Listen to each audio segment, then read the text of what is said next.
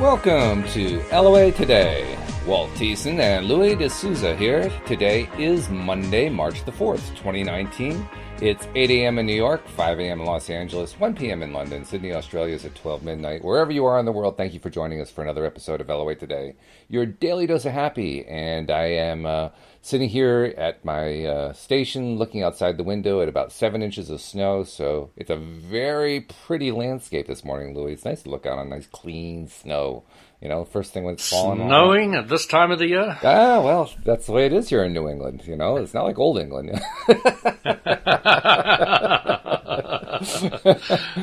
No, we're having lovely sunny days here. Is that right? Really warm up. Yeah. It's fantastic. Yeah, well, you have the advantage of those Mediterranean currents coming through. Those really make it really very pleasant weather, which is really kind of interesting because England is further north than the U.S. is, but those weather currents really make a difference for you guys. So it makes a pleasant environment. So how you doing? I mean, have you had a good weekend, I hope? Yeah, fantastic. Don't ask me what I did. I never remember what I did yesterday. Only focused on tomorrow. Wait a minute, I thought you were supposed to focus on today. What's going on here?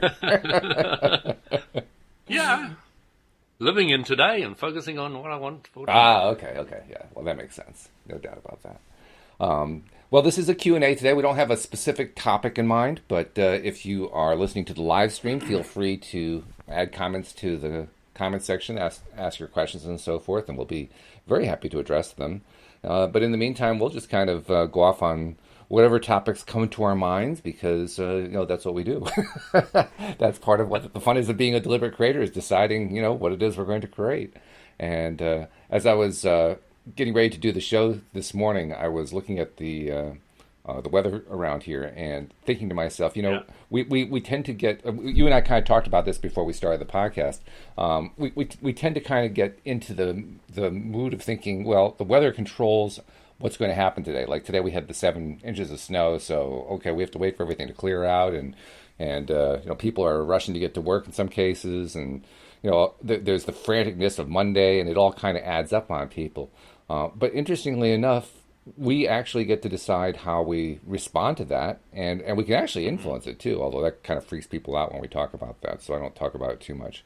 But the simple fact is we get to decide how we're going to respond, and that response can really drive our day. That's one of the things that they talked about in The Secret. They had a nice little vignette that they played out there about a woman who woke up and it was one thing after another. She squirted the tube of toothpaste all over the place, and then she had a run in her stocking, and then she accidentally kicked her shin and all these things. And by the time her day was going, she was just in a really, really bad frame of mind. When she could have just simply, decide, so the toothpaste overflowed, big deal. Or, okay, well, I can just change stockings, no big deal. It's all in the way that we perceive it, isn't it? It's a chain of pain. So how do you break the chain of pain? Well, I love that. Yeah. The chain of pain. Oh, jeez. Haven't you heard that before? I have never heard that phrase before. No. That's new to me. The chain of joy and the chain of pain. Yeah. Well, I mean, if we're going to make it onomatopoeic, we ought to find something that actually rhymes with joy. But I can see that. Chain of pain. That's something that we can focus on if we really, really, really want to. But, would you ask how do I avoid the chain of pain? I try to change the subject as soon as possible. How would you break the chain of pain? Yeah, I change the subject as soon as possible. I mean, that it's not always easy to do. Which means you have to take some time out. You have to reflect. You have to, you have to start saying, you know what? I'm not going to focus on that. I'm going to focus on something I like better. And that's actually sometimes the challenge is, okay, so what do I like better? Right now I'm feeling all this follow frustration. A rocket of desire. Yeah. Oh, geez, heaven forbid. I mean, what's your method? I mean, I imagine daily processes kind of play a role, but you're just kind of a positive person anyway, so you probably don't really stay on a chain of pain very long. Bang, bang, bang. Bang, bang. Okay. Change the subject!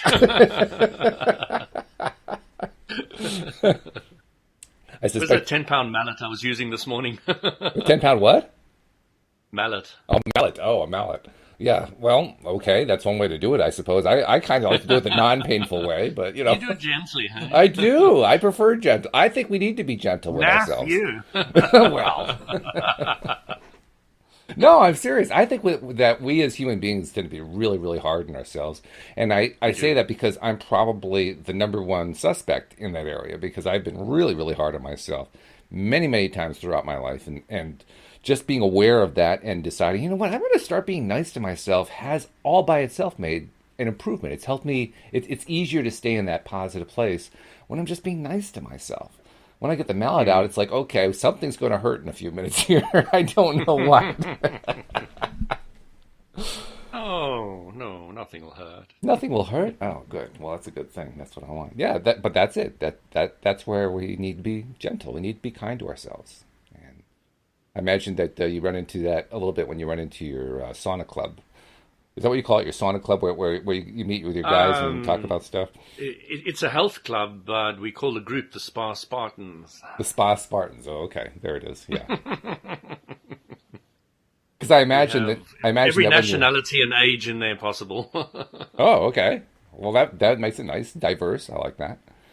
But I imagine that that's like a topic of conversation because you bring well, first of all, you brought this whole concept of the law of attraction to the Yeah. Spartan Spa or Spa Spartan, which is a Spartan Spa or a Spa Spa Spartans. Spartan. Okay, the Spa Spartan group. And I imagine that, like with any other situation where you're trying to help people out who are kind of, learning the concept, you probably run into situations where people are a little bit rough on themselves, a little bit tough, a little bit beating themselves up a bit. Absolutely. Yeah, yeah. I was having a long chat with one guy, and he was telling me how he was an alcoholic, and he was a reformed alcoholic, and he'd been through the AA process, and he now teaches at church and groups and things like that. Um, and he really liked everything I was saying, so I thought, this is great. And he came back again and again, and one of the times he came back and he said, Louis, I like a lot that you're saying, but there's one thing I completely disagree with you. I said, great, what is that? He said, he said to me, it's that there's no such thing as evil. I said, okay, good, that's great. Now I've got a question for you. He said, what? I said, you have you in your past done evil slash bad to anybody else, and has anybody done evil slash bad to you?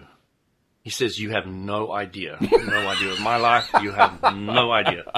So many times. I said, okay. Now, I see this healthy, clear-eyed, nice and easy person to speak to in front of me who's looking good physically as well. So tell me, has all those experiences, have they not carved you into the person you are today? And he looked at me and he said, well, yes, they have. They have. And he was begrudgingly saying that because he was realizing what I was saying. Mm-hmm.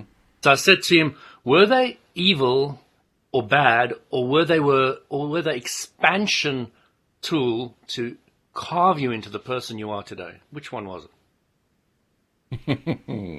Leading question. it?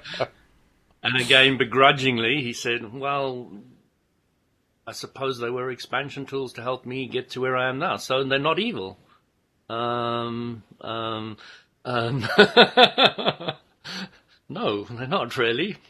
So did they really carve you into the person you are today? Did those horrible experiences, those evil experiences, did they really form you into the person you are today? And he said, well, yes, I suppose so. You're right. Mm-hmm. So I said, is there really evil, or is there expansion points in your life? And again, he was forced into the corner of really saying, they were expansion points. And I said, can you still look at them expansion points as evil, or can you go back and look at them as evil? And he said, yes, you can. I said, you're right.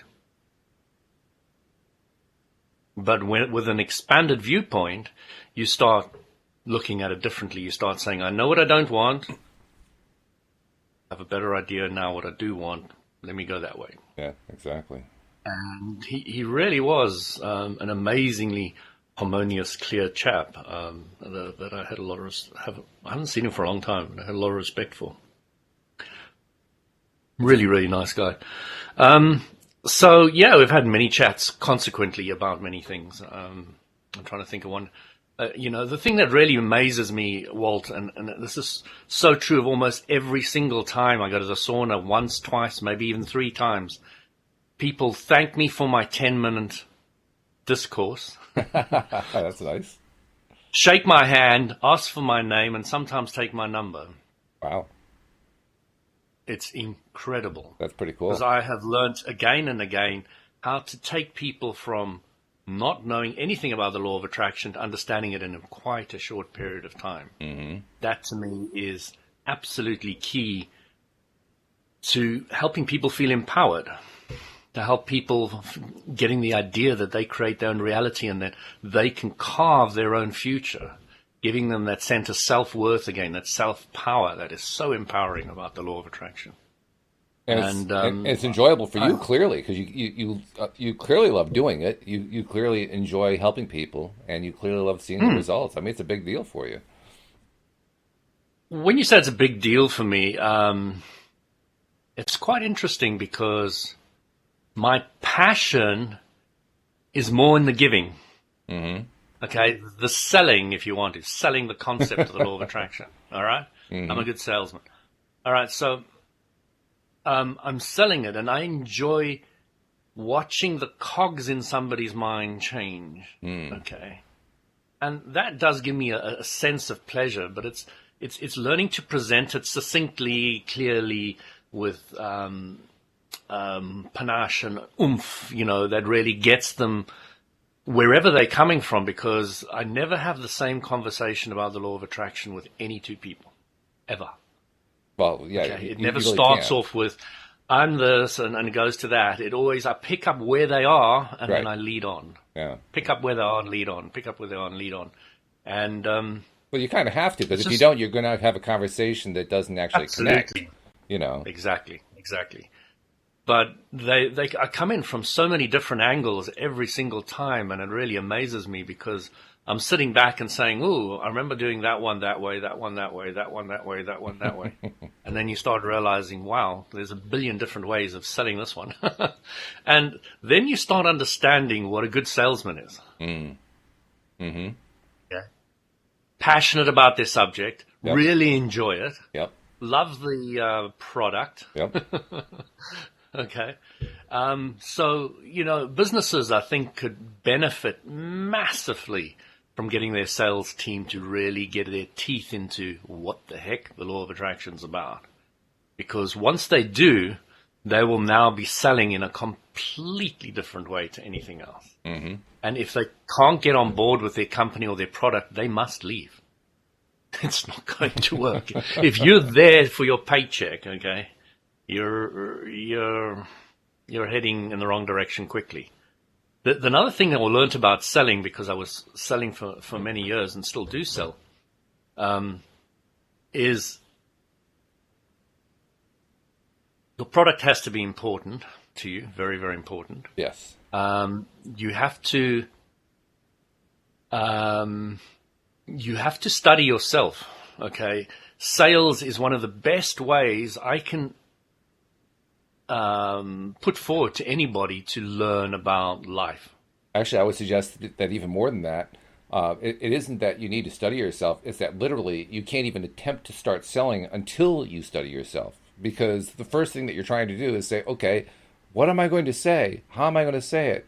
How am I going to connect? What's going to happen here? And that moment is the moment you're looking inside. I mean, you just can't help but do it. It's just impossible. You need that confidence. Yeah. I mean, if I'm not confident, I don't think I could sell anything. Right. You need to be confident about who you are, where you're going first. And then on that, you now need to be confident about your product, Mm-hmm. and how you want to get it across and how you want to sell it. And it's really incredible how your sales just goes through the roof when you get this. It just absolutely goes to another level. And Well, then there's you also a start key element realizing... there. There's a key element. The key element, and you touched on it, is you've got to believe in your product or service or whatever it is that you're selling. You got to believe in it. You got to feel good about it. You got to get excited about it because you really are excited about it, not because you made yourself be excited about it. And I say that because I've been on the other side of that fence where I've tried to sell stuff. I did this early on in my life, stuff that I really didn't believe in. I really wasn't excited about it. Like you said, I just need the money, so I went out to try to do this thing. And it was, I could actually sell a little bit that way, but overall, God, it just tears you down so fast because you're focusing on what you don't like. It's miserable. Exactly. And if anybody in any company could just spend a little more time focusing on what they like about their company, their product, their boss, the system, instead of what they don't like about it, then they would go so much further, even without changing anything. Yeah. And they could come to love it. Well, that's an interesting concept. Can you come to love something that you didn't really love the first time? I think you can do that with anything. The question is, will you? The question is it really, like, for instance, I remember the very first thing that I tried to sell Good question. Yeah. was I got hired by a telemarketing company that sells these meat packages, so you can buy packages of steaks and so forth that get shipped out on a monthly basis or whatever. And that job lasted 2 hours because I had absolutely no desire to do it. I didn't believe in it. I didn't care about it. I thought it was overpriced. I didn't like it. There was nothing about it that felt good. And I'm thinking to myself, could I have come to like that? Maybe, but what would I have put myself through to get there?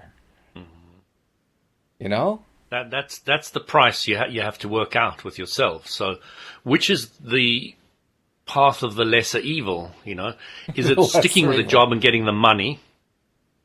Okay, or is it leaving it and trying something else and not having the money? So, which one is a path of least resistance? And that is what we want to recommend for people to do. Is to slowly, as you go down the path of least resistance, you slowly get to the path of more allowing. And then you get to do what I'm doing, is just doing something you absolutely love, and you have so much fun with it.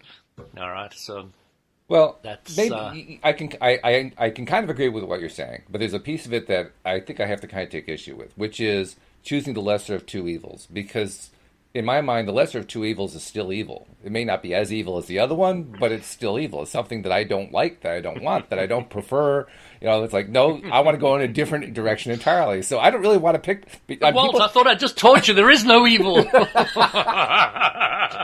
You obviously haven't been talking about the path of least resistance. You obviously haven't paid any attention to politics lately, but because that's where they talk about choosing the lesser of two evils all the time. That's where you're supposed to vote, right? Choose the lesser of two evils. No, I don't want to vote for evil. No, thank you. I want to vote for what I want, not for what I don't want.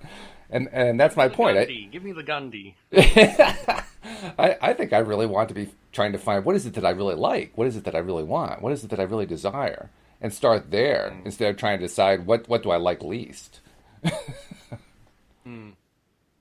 I was thinking about Gandhi the other day because I watched a movie about him some time ago, and his people did not want to listen to him, so he goes up to the top of a building and refuses to eat, and he's slowly killing himself, and so eventually the masses capitulate. Right, and it is such a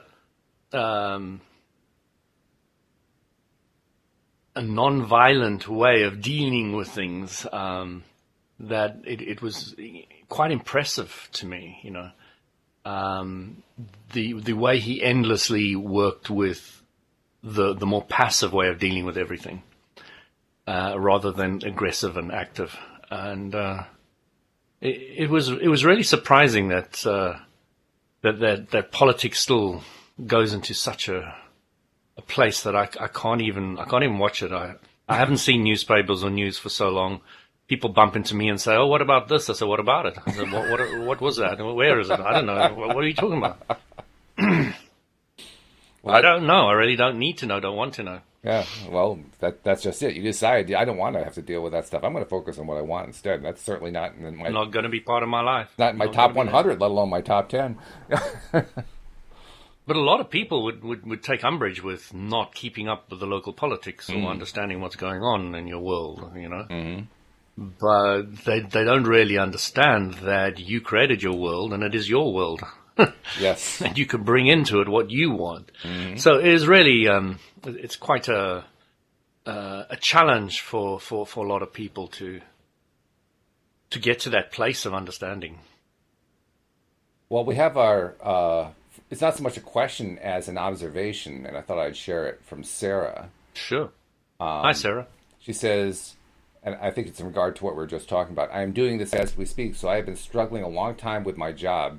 Basically, sat next to some people for a very long time, and most have negative energy that was breaking me. I was also being the middleman and getting shouted out from both sides, so the last few weeks I've switched my thoughts. I'm being grateful for this opportunity, and that I'm meant to be here to put positive energy into the atmosphere. So kind of following the approach that you take, like, oh, I'm going to look at this a little bit differently. I'm going to treat it differently. So first of all, congratulations, Sarah, for doing that. That's fabulous. Absolutely. Yeah. She also has a follow-up. She says, I'm also very grateful that I have this job, that it pays my bills, to keep me warm and fed and my animals fed, etc. And yeah, sure. That's part the of gratitude aspect. Spot on. Absolutely. Yeah, that's good stuff. So well done. Well done. So Sarah, when you dealing with things like that, are you seeing that, first of all, that you create these people on both sides of you? Do you get that? It's a really tricky one, really is. And then do you know what they're teaching you? Wow, now that's really deep stuff right there, because that's not normally the way we look at stuff. But you're right, we did bring everybody into our lives who's there, so we played a role. I'll give you a little example, Walt. My small young daughter is going to creche for the first time this year, and my wife finds it difficult to take her and to get out the door. And my little 3-year-old says, I'm scared of going there, when she's absolutely not. I mean, when she's there, she loves it. She doesn't want to leave it. But she only does that with my wife. She never does it with me at all. I never have that problem. I'm the one who has to take her because of this little issue. So I'm trying to say to my wife, darling, do you understand that your daughter is teaching you something? They're like, what do you mean? I mean, she's quite aware of it, so she understands. I said, she's teaching you that you do not need to worry about her. And that it's not scary and fearful for her. The only reason she's picking it up or saying it is because she's feeling it from you. So she's saying, don't worry about me. I'm okay. That's what she's saying. That's what she's actually trying to teach you. She's slapping you in the face the way she's doing it, but that's what she's teaching you. Mm-hmm. Okay, and we often learn better with slaps rather than kind gestures. It's the way mankind has tended to want to go. I get so sick of that 2x4, but it does show up periodically. 2x4, yeah, I love it. Because normally life likes to actually just tap you on the shoulder, and say, hey, wait a minute, and then when you don't pay attention, then it pulls out the 2x4. Well, you know what, the student went to the master and master, it's easy for you. You're enlightened and wise, and you got everything sorted, and blah blah blah blah blah. The student goes on, and the master says, the student says, you don't have any problems. The master looks at him and smiles. He says, you know what the difference is between you and me? The student says, what? And the master says, well, I just deal with the problems when they're small. Yep. I still have problems. Mm-hmm. I just follow the rocket of desire quicker than you do. Yeah. And you can get there too. Absolutely. As Christ said, you can do everything I can do and more. Interesting how great teachers like that have great things to say, and we so rarely listen to them. Talk for yourself, Walt. But I am speaking for myself. That's definitely what I've done. I'm only kidding. I'm serious. I'm serious. I've got enough baggage as well. So often, there have been times in my life where I just didn't pay attention to, what was right in front of me. And I'm trying to learn to do that more and more often. You do that when you do a podcast. You're constantly faced with stuff that you didn't really want to face before. But just in general in life, I'm finding that more and more I really do want to focus on this stuff as it's presented to me, and that I see as a good thing because that means I'm really, first of all, connecting more with who I am, and second of all, I am in that process becoming more attuned to what it is that I want and getting more specific about it. I mean, that's a key portion. You have to be specific about what it is that you want. If we spend so much of our time, agonizing about what's not going right, most often we have a great deal of trouble itemizing the details of what it is that we want. We treat it like, oh, well, it's an assumption. I'm feeling this pain right now, so I don't want to feel the pain. What's it going to like to feel like? That I don't have the pain? Well, I'll have no pain. I mean, that's about the end of it. We don't really go into details of, well, what do I want instead? And that's what I've been discovering. As I am paying more and more attention to this stuff, I learn more about what it is that I want instead. I learn about the details of it. I start kind of fleshing out the picture a little bit, if you know what I mean. And as that increases over time, then I tend to get more and more of that, which is a very good thing. Otherwise, I'd be really frustrated. Which is a bit what Abram was trying to talk about, the newer concept which they brought out about filling in the grid. Mm.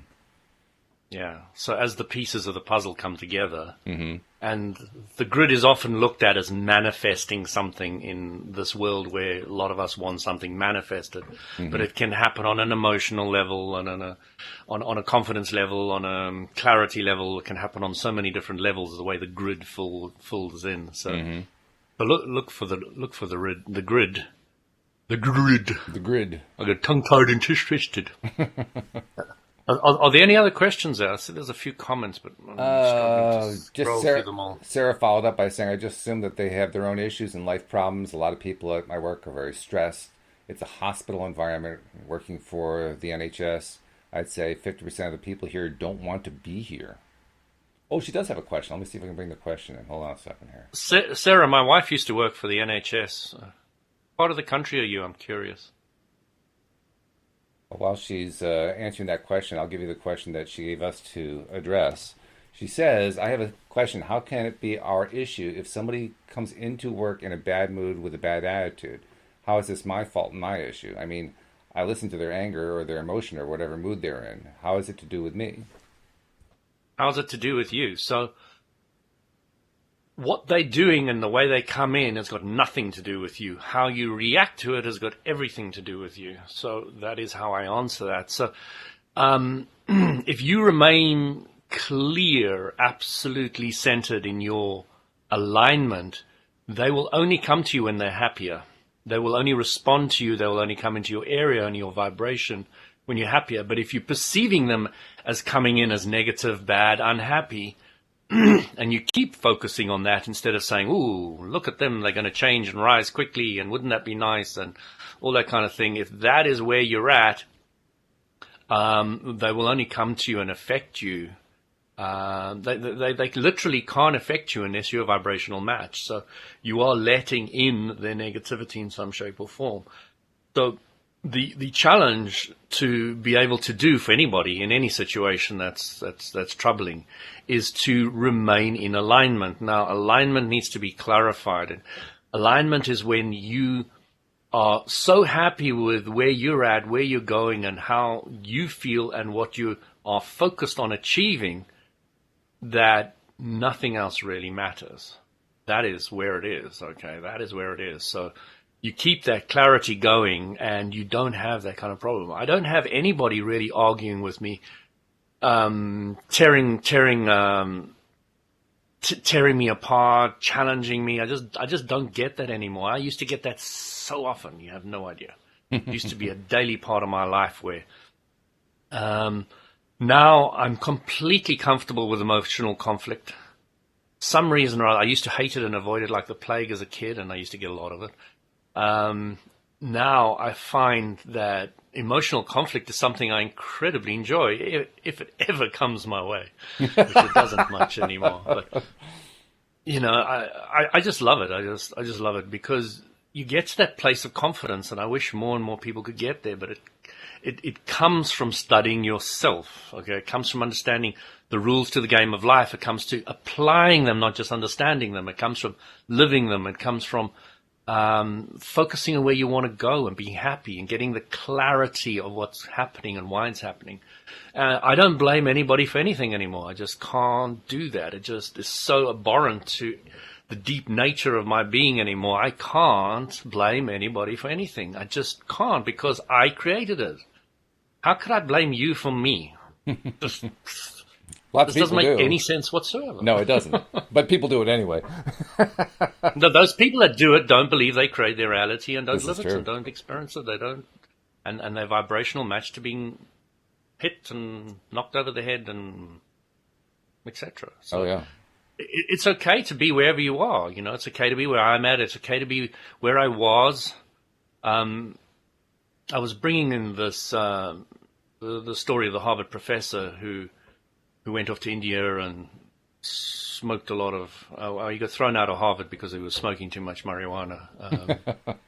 So he comes back teaching life and all the rest of it, and he's one of the best orators I've ever met. Ramdas, I've seen him live in London, and I've talked about him briefly before on that podcast I commandeered.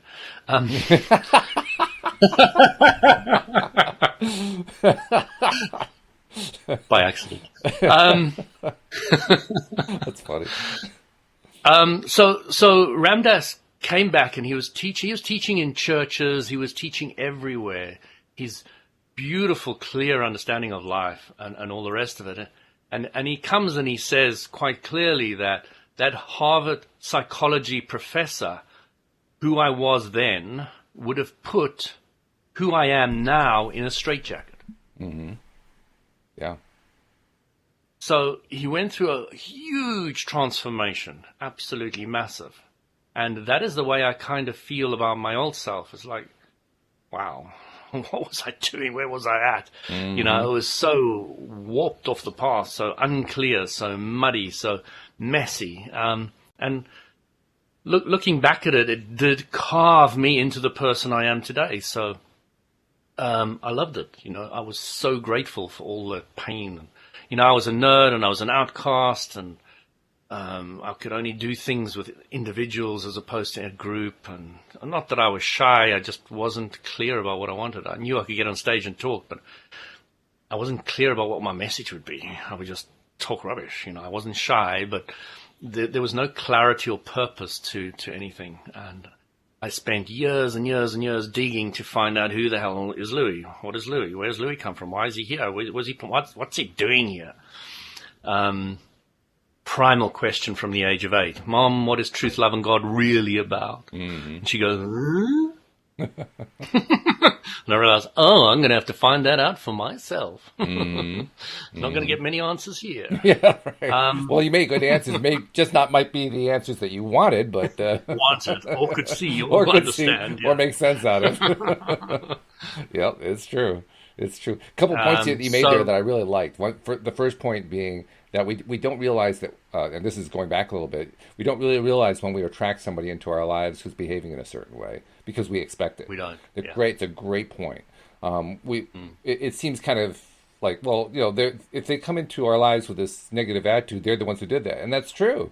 They did. They're the ones who put themselves into that mindset. But that doesn't mean that we couldn't have attracted them in. It just means that that's the mindset they brought in, you know. And the simple fact is we can influence, not control, but we can influence others with our attitude. So if our attitude is that we're going to get people who behave nicely and who are happy and focusing on what they like and so forth, people will tend to be receptive to that energy if they have any degree of receptivity to it at all. If they have none, they probably won't show up in the first place. Or if they do, they will, you know, if you were in the same workplace, you know, that's usually like a common complaint. Well, I can't get away from them. I work in the same place they do. Well, interestingly enough, even in those situations, they find ways to wall themselves off from you. And I noticed that a lot. I mean, I haven't worked in an environment where I worked for somebody else for a couple decades now. But when I did, I saw it often. If there was somebody who came into work who was just in a bad space and I was in a good space, they never came near me that day They could have worked in the next cubicle, and they would never Exactly. even talk to me. Exactly. It just wasn't even part of my experience at all. And if a point came up for conversation over a water cooler or a coffee or whatever, the conversation would be so brief unless the other person was ready to climb out of their bad place. If they were ready to climb out, then the conversation would expand. But until they were ready for that, as long as I was not getting sucked into their energy, as long as I was keeping myself in the energy I wanted to be in, the conversation never happened. Or it lasted like 10 seconds and it was done. But Walt, that information that you've just shared with everybody, I mean, it's so key. But people who have not been exposed to the way the universe works, haven't been given the rules to the game, haven't not only studied them, but put them in their life and lived them, don't get that. Mm-hmm. Don't get that. Well, I didn't know the rules of the game either. I mean, literally, I kind of stumbled on that one.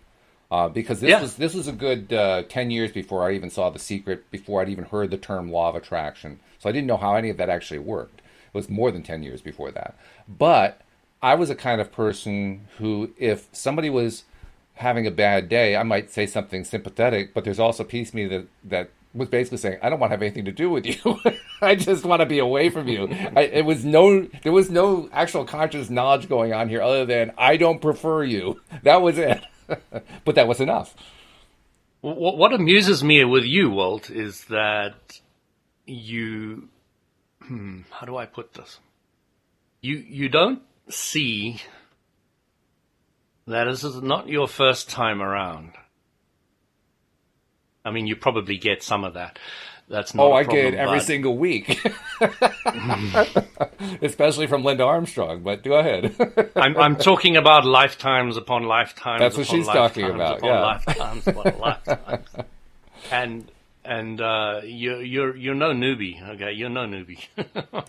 I once got a psychic reading from somebody who told me I'd been here 1,350 times, and I said, "Boy, am I tired." but you know what I would have said to that person? What? I've been a lot more than that. Don't sell me short. Don't sell me short. No, but seriously, I agree with you. I have a little resistance there because I don't quite get how that would work. I mean, what would work? How is it that prior experiences I'm dragging along as baggage, but I don't know I'm dragging it along as baggage? I don't quite get that. So you're talking about karma? For lack of a better term, sure. Yeah. Okay. So the only thing you're dragging along with you is that which you activate. Which raises the question, am I really dragging it? Exactly. You're only dragging it if you think you're dragging it, and if you think there's little baggage you're dragging, you're likely to be dragging some baggage which you're dragging because you're activating something. Okay, so karma needs to be completely re-explained to people because with the new understanding and clarity of the law of attraction, it's not what it used to be. Okay, it's the new karma. So karma is generally considered, okay, you get good and bad karma. Let's just talk about bad karma because 99% of people only talk about karma as bad. Okay. Karma is thoughts that you have thought during previous lifetimes, this lifetime, and whatever, of what you didn't want. Never, nothing more, nothing less. Game over. Okay. It's simple. All right. And it can't affect you unless you activate it. Okay. It's there because nothing is ever destroyed. No thought is ever destroyed. Abraham said this many, many times. Everything is always still there. Oh, I see where you're going with it. Uh-huh. Okay. That Everything makes more is sense. always still there. That makes more sense. And you can't get rid of it. You can't get rid of karma. End of story. Game over. Because it'll be stored in the ether of the universe forever. Mm-hmm. All right? But where you focus on is all that's going to be active and present in your life. That's good.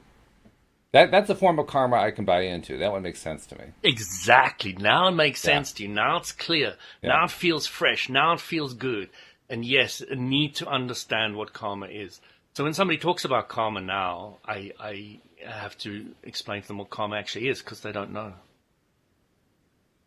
Simply don't know. Well, it They makes me think wonder they how do. many. There's previous lifetime karma. There's karma of today. There's karma of other people, and they've actually got about eight different types of karma when you break them down. Okay, and they're all supposed to be quite logical, etc. But yes, they're all thought forms, nothing more. And you can either activate that thought form or you can focus on where you're going. It's like, why should we not apologize? Because apologizing doesn't feel good. Because apologizing is going back to the problem area. Okay? And if you continue, oh, I'm so sorry I did this, I'm so sorry I did this, so sorry I did this, I'm so sorry I did this, you're activating what you don't want, and it's going to become bigger. If you say, I was rude to somebody, instead of going apologizing, you say, wouldn't it be nice if I was nicer to people? And just focus on that.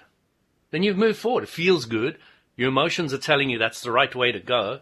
The emotions are telling you, oh, I'm so sorry I did it, I'm so sorry. Your emotions are telling you that's not the way to go. It doesn't feel good. Doesn't feel good. It may feel good if you say, I'm sorry, and then unfollow the rocket of desire. Quickly, sure, okay? But if you stay at any length of time longer than 17 seconds on what you don't want, law of attraction kicks in, magnifies it. Magnifies it. I see your point. I can actually think of an exception to it. The exception would be where you're apologizing because the person you're apologizing to is somebody you want to help them get past it. Because the whole purpose of forgiveness, which is the flip side of apologizing, the whole purpose of forgiveness is to let go of the thing.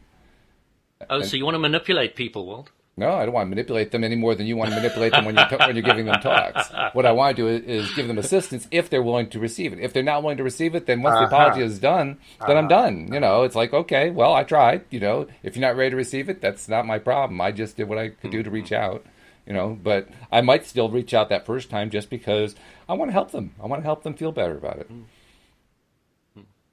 Yeah. And that's my rocket of desire right there. That's me putting out a rocket of desire. Yeah. Yeah.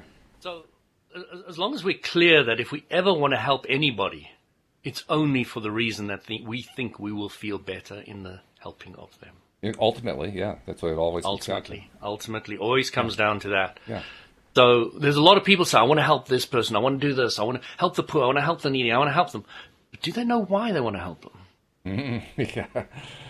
Probably not. Well, actually, this goes back to something I wanted to say a moment ago. I wonder how many people who are advocates of the concept of karma really don't understand karma. Of course. Because the way you just described it is completely different from the way that most people teach it and explain it and talk about it. Yeah.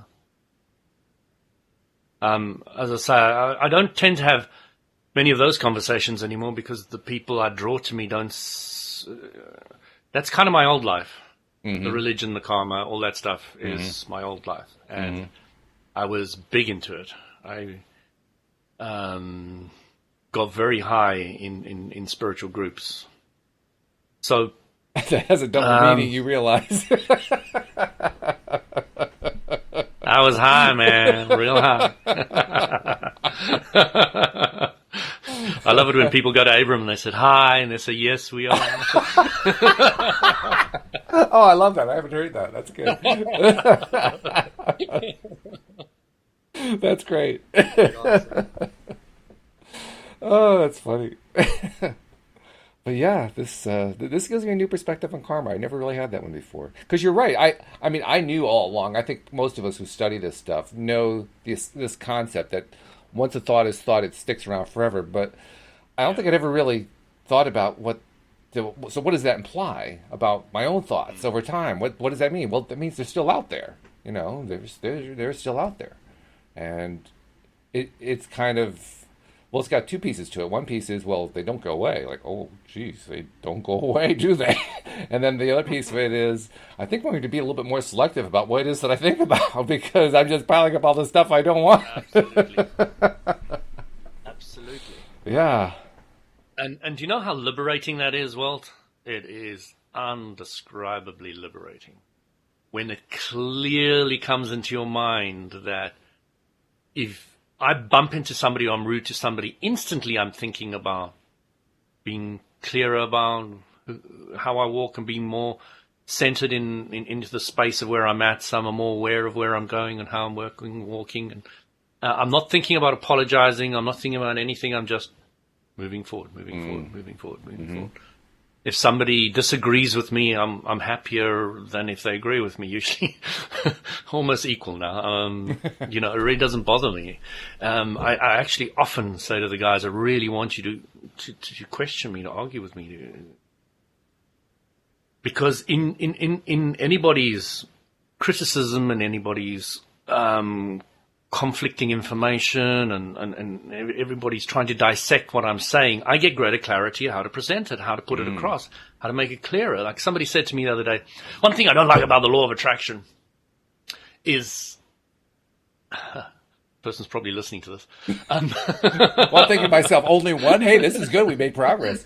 But it's a great one, and I really want to thank her for bringing it up. She said, it's that, you can't be positive all the time. It's just not possible. Oh, yes. My teaching is not to be positive all the time. Do you know how important it is to be negative? Do you understand how important it is to have negative emotion and negative experiences? Why is it important? And I asked them to try and break that down. Why? Well, why is it important to have negative emotion? I know you can answer this easily and quickly. Well, yeah, Abraham. This is a key Abraham concept. The negative is where we experience the contrast that creates the expansion that continues to grow everything that there is. So without that, you wouldn't get anywhere. So that's what I could have said to them straight away, but I didn't. Well, that would be much too short. No, I said that straight afterwards. It's perfect. But what I was trying to say to the person was, I understand where you're coming from by saying the story, which I've mentioned before on podcast. I said to her that when I was at high school, there was this girl who won an award for debating, and she was able to present it to us at assembly, and it was all about positivity. And when I listened to it, I felt sick in my stomach. Something was wrong with telling us to be positive all the time and look at things positively and all the rest of it. I felt sick about it, absolutely sick. And I called it, at the time, phony holy. Phony holy, okay. It was just phony. There was something wrong about it. And until I got to the Abraham teachings of saying, we don't ask you to be positive all the time. The importance of being negative is it's your expansion tool. Then everything became clear. Then I didn't have so much of a problem about being positive. Now it's so much easier for me to be positive with the appreciation of the negative. And with the complete trust and love and step fiving of the negative, really getting it and loving it. So it was key for me, absolutely key for me to get to the understanding of why the negative is important. And I'm often harboring on about it. You've probably heard me about 6 times say the same thing. And I'll go on and on and on saying that because it's a key factor that people need to grasp, is how incredibly important that negative is and how it's the design of the physical universe. You come into the contrasting universe to first know what you don't want before you have clarity about what you do want. Any more questions out there?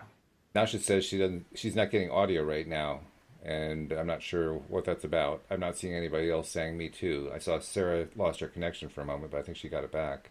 I'm watching myself on the other screen, so it seems to be coming through. Yeah, it all seems to be working. So, I'm not sure what's going on there, Nasha. But getting to what you were talking about there, this is a conversation that Cindy Chavez and I have had a number of times. And I really love her take on it, and I've adopted it as my own take, which is it isn't about good or bad. It isn't about positive or negative. It's about preferred or not. So, preferred. Cindy, it's not yours anymore. It's mine. It's about preferred or not preferred. What do you prefer? What don't you prefer? And the reason we like that is because there are charges that we put, like electrical or vibrational charges that we attach to these things about good and evil, about positive and negative and so forth. And when we look at just in terms of preferred and not preferred, the charge disappears for some reason. which is good as far as I'm concerned, because once the charge is gone, now it's a lot easier to understand it the way you're describing it, which is that it isn't here that I'm here to avoid something that's negative all the time. In fact, that's the first thing that occurs to me when I hear somebody say, like you described, well, it's impossible to be positive all the time.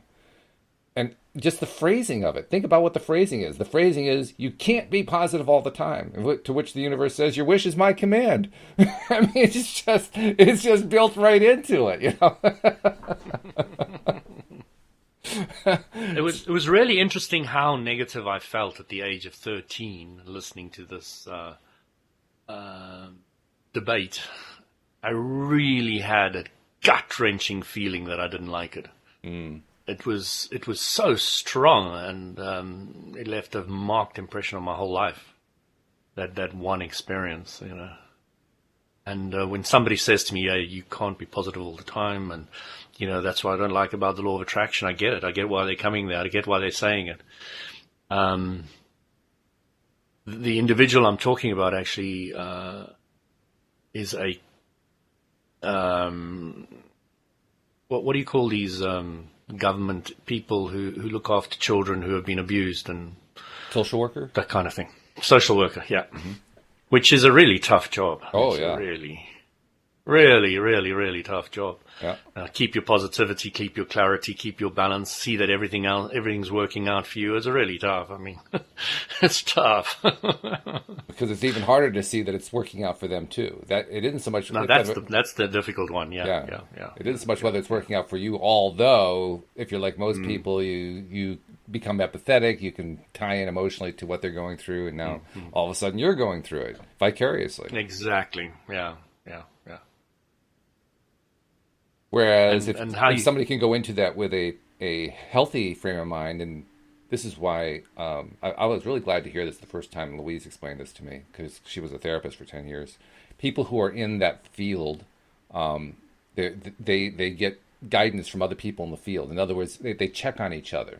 They check, are you attaching to the person you're helping? Are you doing things that are basically putting yourself into a bad space so you can't be helpful to somebody else? And I just realized right now that's actually something that Abraham teaches, and I never made the connection until now. That's the place of you can't help somebody else until you're in a good place yourself. Now, they didn't actually express it that way, but that's what they're really saying. And it really does make sense when you look at it that way. To be of best help to anybody in that kind of situation, you need to be aligned. Yeah. So you need to wake up feeling good. You need to carry that feeling good as far into the day as absolute possible. And it's challenging. It's challenging in some jobs. I always wonder how, and I suppose they do, how policemen don't get angry or frustrated more often than most, you know. They see violence and anger and all the rest of it, and, you know, what you see affects you. So, you know, it's how to keep your alignment through all that. It's really tricky.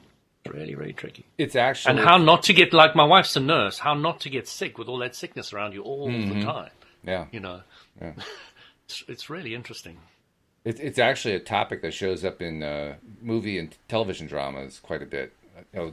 Policemen who run into the various high drama situations and how they deal with it.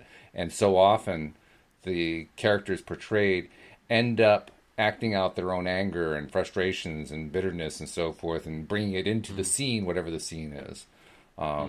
There's one particular character in a drama that my wife likes to watch called Blue Bloods, and this guy is the top cop, the top detective for detecting, finding criminals and so forth. And this guy, it's clear the character is just loaded with anger issues, absolutely loaded down with anger issues. And from that perspective, it's actually a well-written drama, because what it's really all about is this guy constantly coming face to face with himself through what he does in his work. So he's over and over and over again being presented with, okay, here's what you're putting out to the universe. Here's what you're putting out to the universe. Here's what you're putting out to the universe. And you're getting it back. You're getting it back. You're getting it back. You know what I dislike a lot about movies is that they often are not based on the law of attraction. And I watched one recently. It's called Medici. It's fascinating, absolutely brilliant. It's about Italian wealthy family that got the papal account, and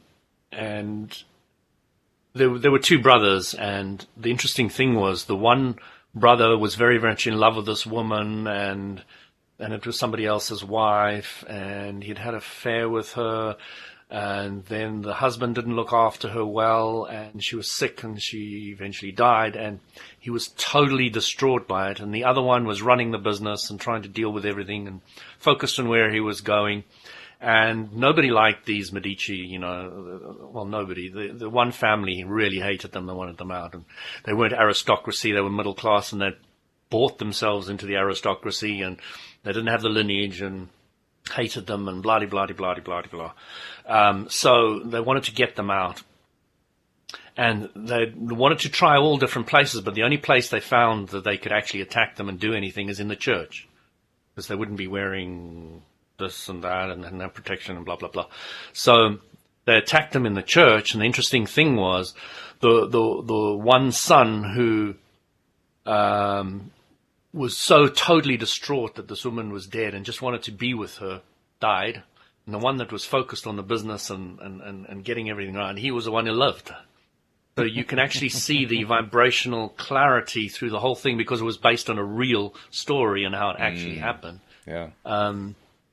And it was fascinating to see the law of attraction accurately portrayed in that movie, which was based on real life, as opposed to when you look at some of them, they just look like they're in the worst situation in the world with no responsibility of their own. It just happened to them, happened to them. And I find that frustrating sometimes when I'm watching a movie and they're trying to portray for no reason whatsoever this person has just been sat all over and squashed, etc. So, seeing it in real life as to how it actually works is key to understanding how it works in your life, and not necessarily movies, not necessarily helping you understand the law of attraction with great clarity. I do think it's becoming clearer and clearer to me. I think that the movies that are the more successful movies, the ones that people like more, are the ones that are more consistent in the way they portray life from a law of attraction perspective. Sometimes, yes. More often than not, I would say. And I think the reason is that when you try to portray a scene or a series of scenes in a way that is inconsistent with the way the universe works, it just doesn't feel right. I mean, even if you don't have to understand the law of attraction to know. Yeah. No, it just doesn't feel right. Your higher self is saying it doesn't work like this. I'm going to give you negative emotion. Yeah. We usually describe it in terms of suspending your disbelief, because we all know it's fiction that we're watching on the screen. Well, unless it's a documentary, and even then there's a fictional element to it. But the point is, we know that it's fiction. I've heard of that wording before, suspending disbelief?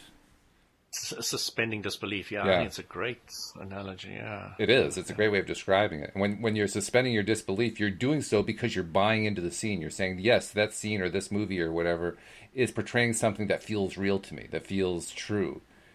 And I think the ones where we're able to suspend our disbelief most easily are the ones that portray life from an accurate perspective of how law of attraction works. Now, having said that, I won't claim that I like all movies that do that, because I don't. There are a lot of movies that do this very well that I really want to have nothing to do with, because I have my preferences and no, I prefer that, I don't prefer that. But nevertheless, they are more successful. Have you ever heard of EastEnders? That sounds familiar, but I can't tell you anything about it. It's a very famous English soap. Oh, okay. All right.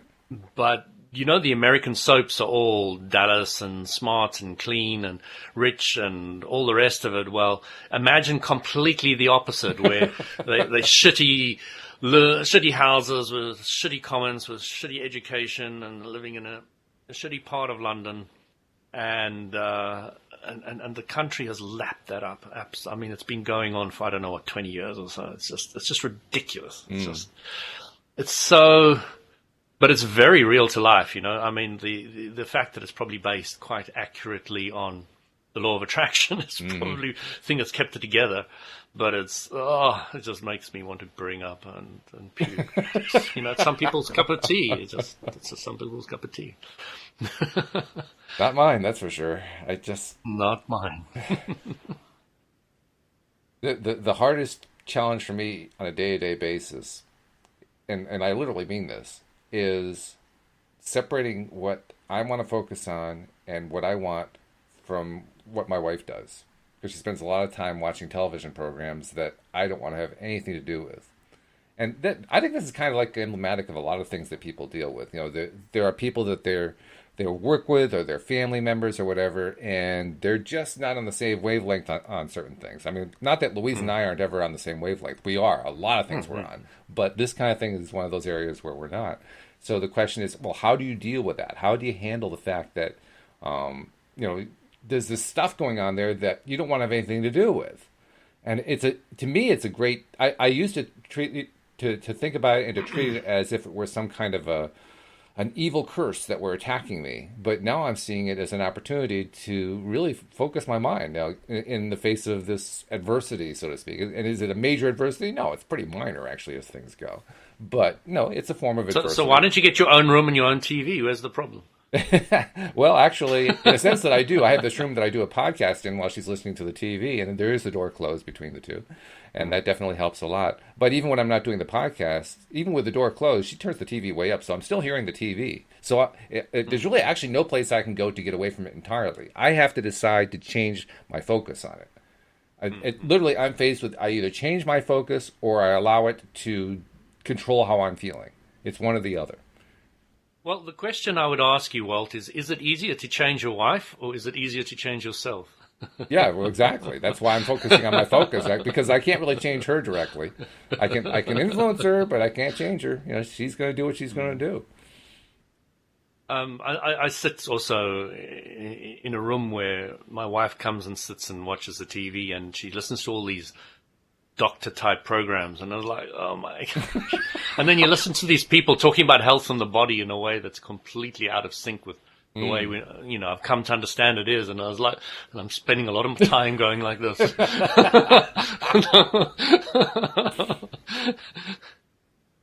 But it's interesting because it does give clarity to me of how many people still think that way, and how this is run by the NHS, which is the National Health System in the UK, and they've brought it in, and this is what they see as their reality at the moment, and how they need to fix things.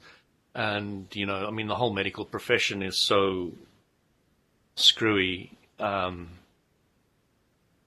I wouldn't know where to begin, from top to bottom. And then you've got people that are more aligned, like my wife, who go in there and hold the whole thing together. And when they leave, the other people take over and thing falls apart, and she comes in and it falls back together again when she leaves. And you've got this concertina thing going on like this: alignment, no alignment, alignment, no alignment in the business. And it's quite fascinating watching. I mean, it's just really, really, really, really, really interesting. Yeah, you just described about 98% of everyday life going on everywhere around the world is that little concertina thing going on right there. Yeah, it's really interesting. Yep. Yeah. I was just looking at the clock, and I realized that we're a couple minutes over, which is a good thing. That means couple hours over. A couple hours over. Yeah, that's right. Easily done with us. But it shows how much we're enjoying it. So this has been good. This has been good conversation. So thank you very much. I look forward to doing it again with you next week, because this is always... Thank you guys that are listening in. Yep. And thank you for the live stream questions. Take care. Too. Yep. We appreciate all that. Carpe diem. Carpe diem. Absolutely. Seize the day.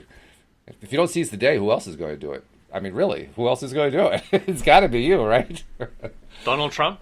Yeah, well, all the more reason to seize the day. So with that cheery note, we're going to say we'll see you all next time here on LOA Today. Goodbye, Okay, everybody. guys. Have a good one.